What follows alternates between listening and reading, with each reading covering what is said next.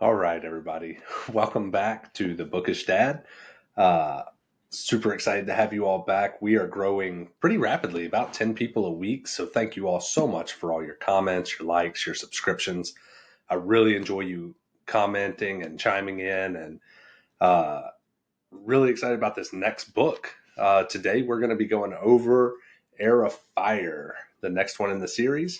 And this, of course, was a 5-star read. It was phenomenal. If you have not read the series, just to get to this book, I would read it. It was insanely good. So the last book left off with Selena getting shipped off by Kel, kind of like convincing the king to send her to assassinate a couple people over in Wendelin, which is kind of close to where she's from. Selena gets there, and at the start of this book, she's like on a rooftop in kind of a desert alley. It kind of feels almost like Aladdin-ish, like maybe not desert, but it feels like they're in some sort of like tight-knit, like little group of buildings, and she's just going from like rooftop to rooftop, drinking and soaking up the sun and eating lots of flatbread and naan, which she's getting tired of, which I can understand. I've gone weeks before eating nothing but naan, and it is miserable. So I would not recommend. She's kind of putting off, killing the king and his son, who she's kind of sent there to kill, and doesn't really know how to get out of it because she's the king's champion. She doesn't really have much of a choice. While she is up there, we're introduced to a elf comes into the alleys. His name is Rowan, and he kind of takes her. She seems to know who he is and what he's there for, to take her to meet Maeve, who is her great aunt or something like that. So she just goes with him. She puts up a little bit of like banter, but doesn't really say too much. So they journey not to where Maeve is from, but this little like stronghold, it almost seems like, that has like magical barriers around it. It's like right on the outskirts of where Maeve is from. They get there, and she doesn't really expect Maeve at first, but she's there. So we're introduced to Maeve, and she is wicked and cruel and has all the knowledge that Selena or Aelin has been trying to obtain about the weird stones, the weird keys, the Valg, like all. She has all this knowledge, or at least she tells her she does. And but her deal with Aelin is that she must master her fire powers and transitioning into her elf form before she'll let her come to her like town or wherever she's from. But in order to do that, she has to train with this Rowan guy. So we get to know him a lot more throughout this whole book. He is probably one of my favorite characters so far. At first, I disliked him because he is a little bit like rough on Aelin, but you grow to like him. And once he finds out a little more of her past, I think what he thought at first is that Aelin was kind of a spoiled brat, and then when he finds out she was a slave and an assassin and kind of her background, he instantly gives up the like hardcore facade and starts like really mentoring her. While this is going on, well, I'll just stay over in this land. So Aelin also, while she's learning to control her fire and shift, she's going back and forth with this rigorous training with Rowan, where he's like beating her up and like going through mental mind games with her.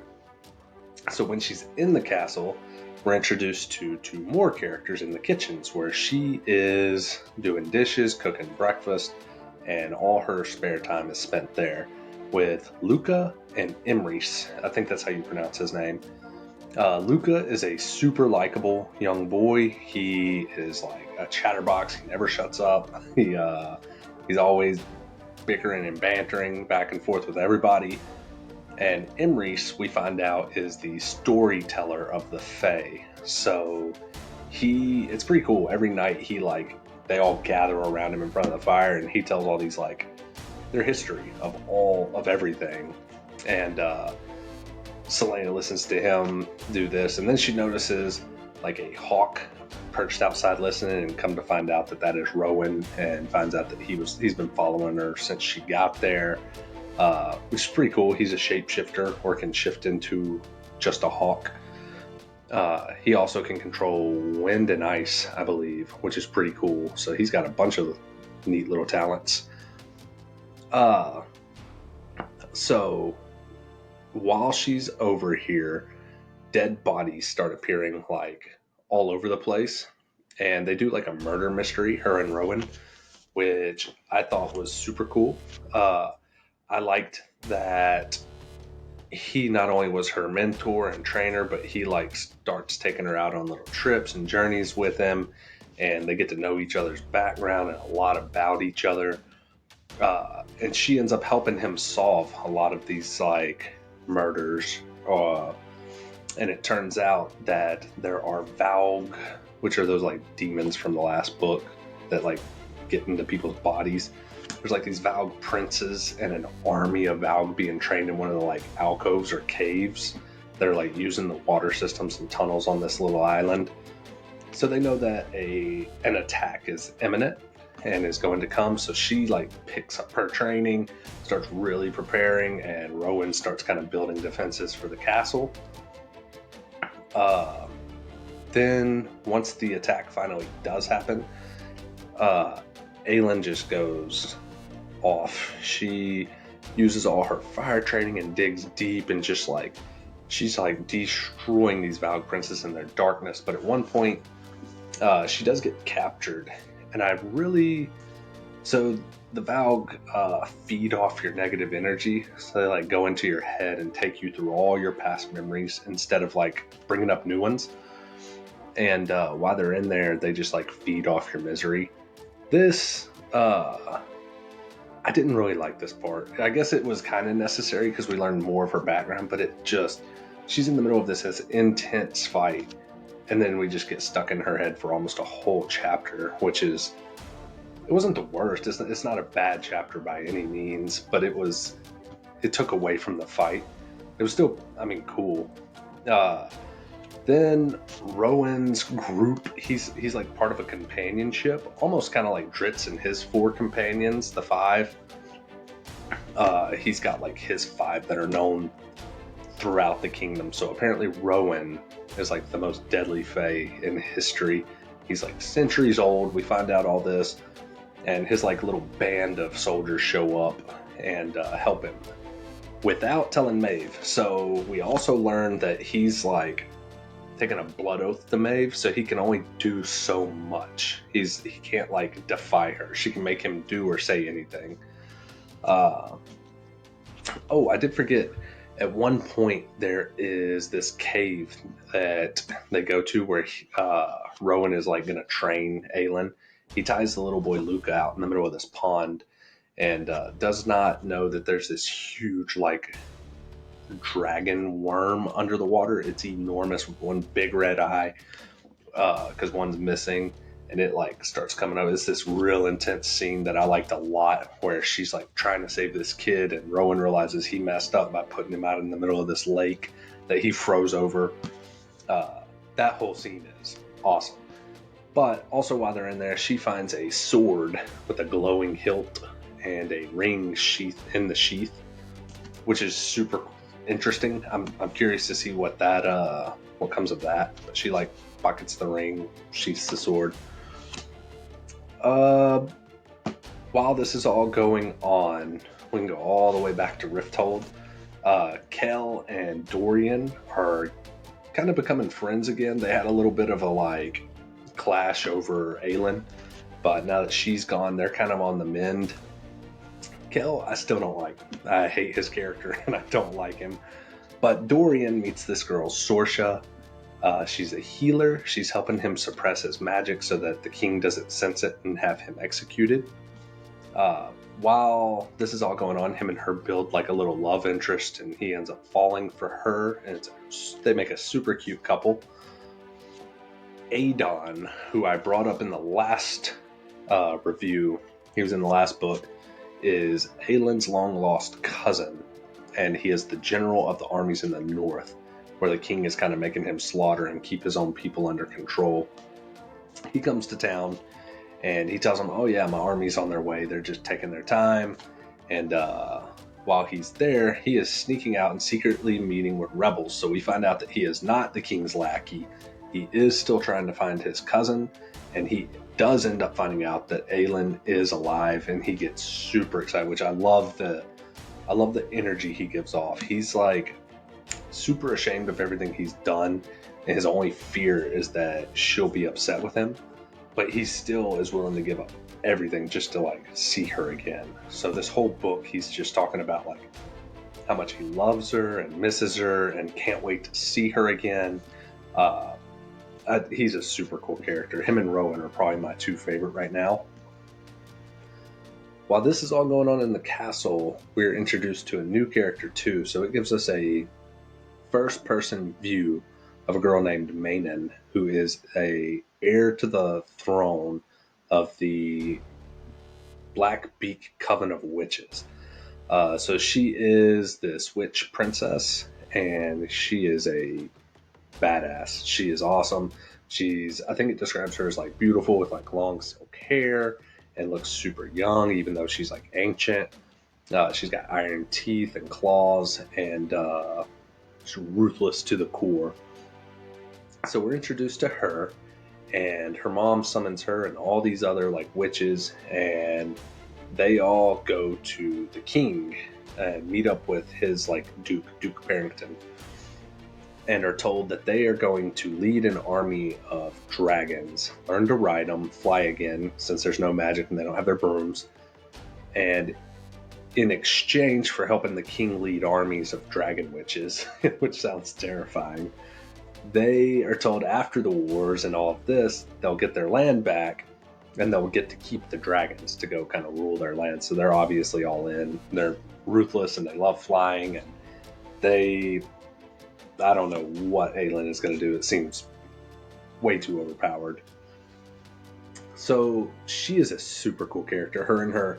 So she has 12 other companions. They call themselves the 13.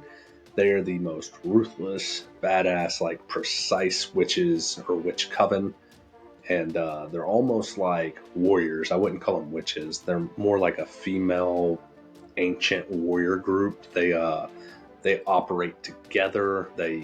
She has her bodyguards that follow her around.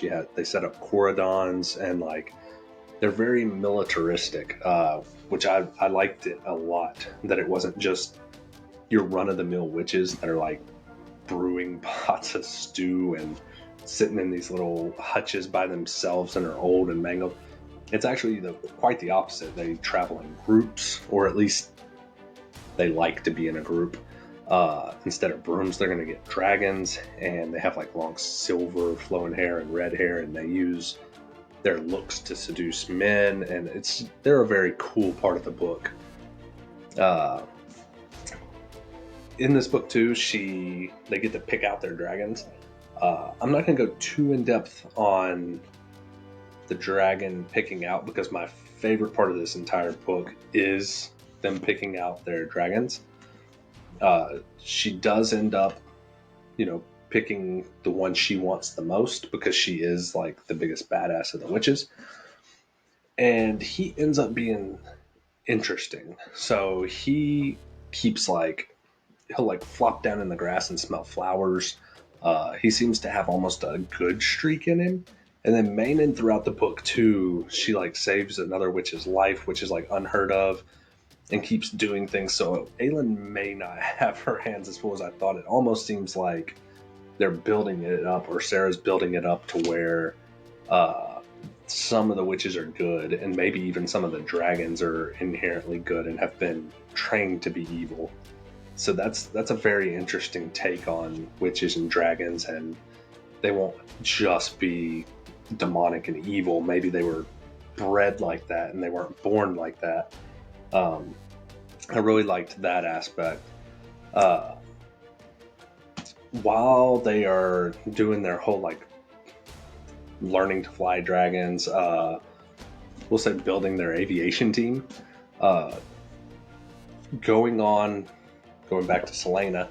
So the castle got attacked. She's fighting off these Valg princes, which are super hardcore, like the most powerful beings ever. She ends up breaking out of this like mental spell she's under, and when she comes out, she like fries all of them with her blue flames and basically destroys this whole army.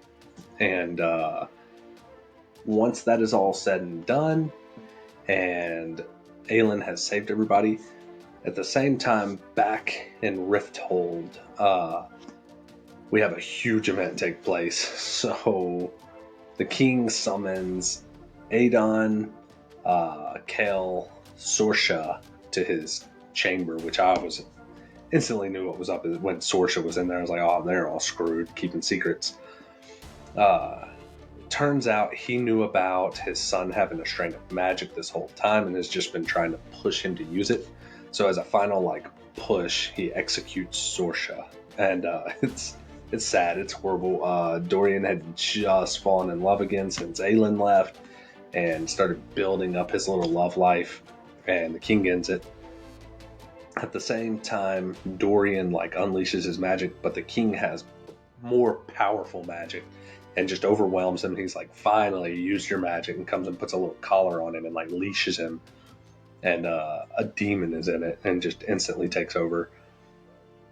Kel uses this opportunity to run, again, furthering my point that I don't like Kel. He just disappears.